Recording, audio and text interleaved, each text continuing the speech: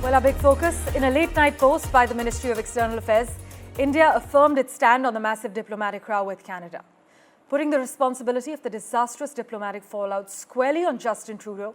The Foreign Ministry reiterated that Canada has presented us with no evidence whatsoever. But in its terse but sharp response to Mr. Trudeau's deposition, the Commission of Inquiry, the Foreign Ministry wrote in its post-midnight statement that what we have heard today only confirms what we have been saying consistently all along, that Canada has presented India no evidence whatsoever in support of the serious allegations that it has chosen to level against India and Indian diplomats. Putting the onus of the grave diplomatic situation entirely on the incumbent Prime Minister of Canada's conduct, the statement noted that the responsibility for the damage that this cavalier behavior has caused to India-Canada relations lies with Prime Minister Trudeau alone. Here are the finer details. We chose to continue to work behind the scenes to try and get India to cooperate with us. Their asks of us was, well, how much do you know? Give us the evidence you have on this. And our response was, well, it's within your security agencies. You should be looking into how much they know. You should be engaging. It's, oh, no, tell us what you know. Show us the evidence. And at that point, it was primarily intelligence, not hard evidentiary proof. Steps that would have resulted in keeping Canadians safe, because that is our top priority. India, the Indian government, rejected those advances. India has rejected Canadian PM Justin Trudeau's accusation that New Delhi did not cooperate in the probe into the killing of Canadian citizen and Khalistani terrorist Hardeep Singh Nijjar. Sources in the Ministry of External Affairs say that from the very beginning, the Canadian approach has been to make vague accusations and put the burden of denial on India. Earlier, India decided to withdraw its High Commissioner in Canada, Sanjay Kumar Verma. This after Ottawa linked him and some other Indian diplomats to the Nijjar case. Sources in the ministry slammed Canada's bid to target Indian diplomats and said no specifics have been provided by the Canadian government. Trudeau seeking another term as Canada's Prime Minister, but has recently faced one political setback after another. He has been repeatedly seen standing shoulder to shoulder with extremists and separatists, attending Khalistan rallies, terming all of this as free speech. He has also lost the support of his key ally Jagmeet Singh, and on Tuesday, a Liberal MP publicly called for his resignation. There is a growing number of Liberal MPs who remain frustrated with Trudeau's leadership and lack of strategy in countering Conservative leader Pierre Poilievre. According to a survey by global market research and public opinion firm Ipsos, only 26% people see Justin Trudeau as a good Prime Minister.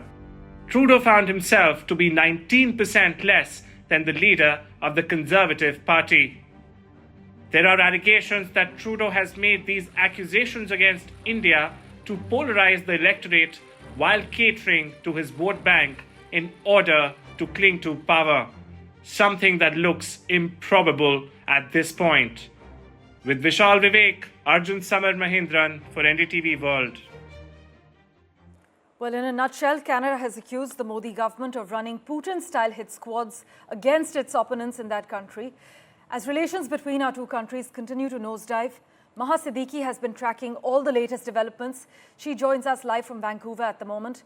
Maha, now Justin Trudeau has acknowledged that he had only intelligence and no hard evidentiary proof when he alleged that the involvement of Indian government agents in the killing of Hardeep Singh Nijjar last year. Take us through all the latest string of developments. Well, despite making that statement in the public inquiry, and that public inquiry is being conducted into the issue of foreign interference in Canada, the report is to be submitted in December. And the public inquiry has been conducted over the last 1 year since there have been concerns around the possible political interference in Canada from China and Russia. But the ambit was later increased after Prime Minister Justin Trudeau made that statement in Parliament last year in September, where he alleged that there was a hand of Indian government agents in the killing of Khalistani separatist Hardeep Singh Nijjar. Now, the latest in this row is that Justin Trudeau remains to be brazen, despite the fact that he has said that at that time they only had intelligence and not hard evidence. But the RCMP, that is the Royal Canadian Mounted Police, that is carrying out an investigation into the matter for the last over 1 year, has now suggested that they did have evidence and that they did want to share that evidence with the Indian side, but they were unsuccessful in doing so. Though on the Indian side, it is pretty clear that the Ministry of External Affairs has again put out by means of a statement that no evidence has so far been shared with India. So both sides at the moment giving different versions of where they stand. As far as Justin Trudeau's support is concerned, domestically, we know that he's on a weak wicket, considering that not just the NDP that has withdrawn from the government, but because of the housing crisis here, as well as the affordability issues, the popularity of the Prime Minister has certainly dipped. However, as far as support from the allies, especially the Five Eyes is concerned, UK was the last remaining country that had not issued a statement, and they have issued a statement now suggesting that they want India to cooperate with Canada in the investigations. As always, Maha, thank you so much for joining us. Israel has decided on the targets it could potentially strike in Iran, according to Israeli television reports suggesting it was moving closer to responding to the Islamic Republic's massive ballistic missile attack last month. Now, according to media reports, the military presented a list of targets to Prime Minister Benjamin Netanyahu and his defense minister as it finalizes preparations, which includes sensitive coordination with other countries in the region. US officials, meanwhile, expect Israel will retaliate before the 5th of November, a timeline that would thrust the growing volatility in the Middle East squarely into public view within days of the US presidential election.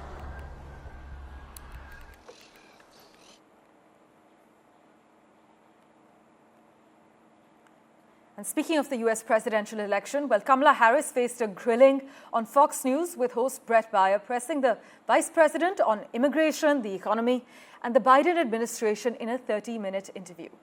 The Democratic candidate's first appearance on the conservative network formed part of a direct appeal to right-leaning voters after she was joined by more than 100 Republicans at a campaign event in Pennsylvania earlier in the day. The interview was combative, as many point out, with Kamala Harris towards the end speaking over the host as she asked him to interview her grounded in full assessment of the facts, while calling him out for playing clips that she said were not relevant to what they were discussing.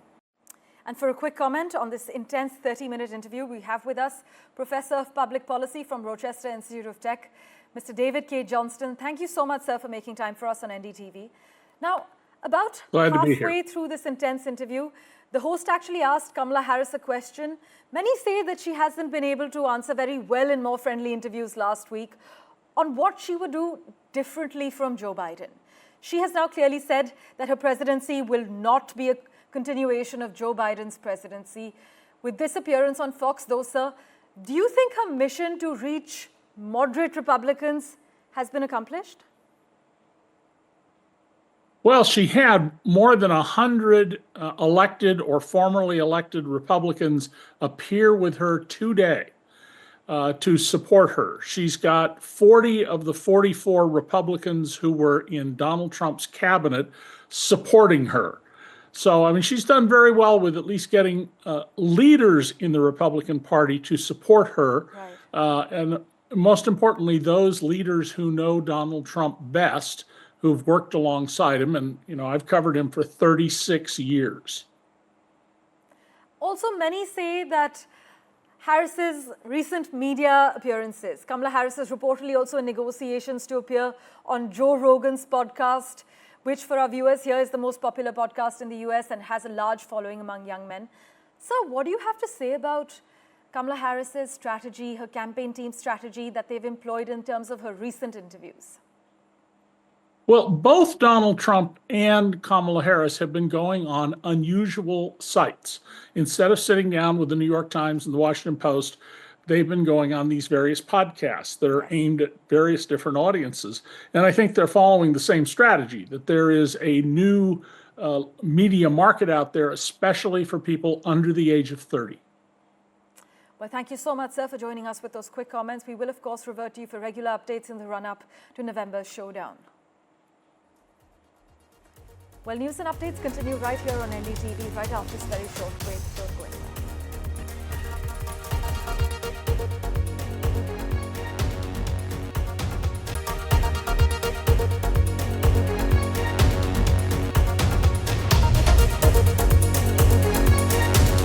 Welcome back. Ukrainian President Volodymyr Zelensky says his victory plan to end the war with Russia includes requests for specific weapons and an unconditional invitation to join NATO now.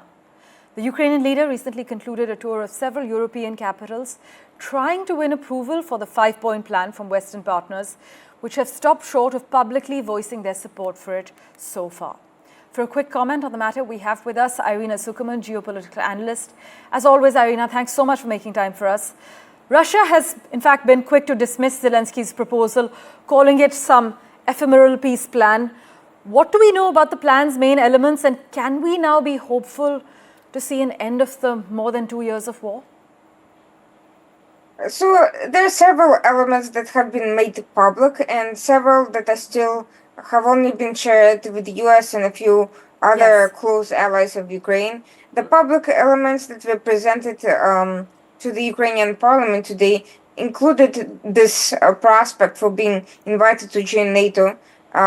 This seems to be rather unlikely at the moment, although some countries like Poland appear supportive. But on the other hand, Germany has been in sharp opposition, and the US has not been vocally supportive of it either. Some of the arguments against it were that Ukraine is currently partially occupied, which goes against the rules of NATO membership, and that the most cynical reason is that NATO members do not wish to extend the invitation because then they would be responsible for aiding Ukraine in more direct defense, or could be held responsible. The rules of engagement and what Article 5 actually means are still not 100% clear.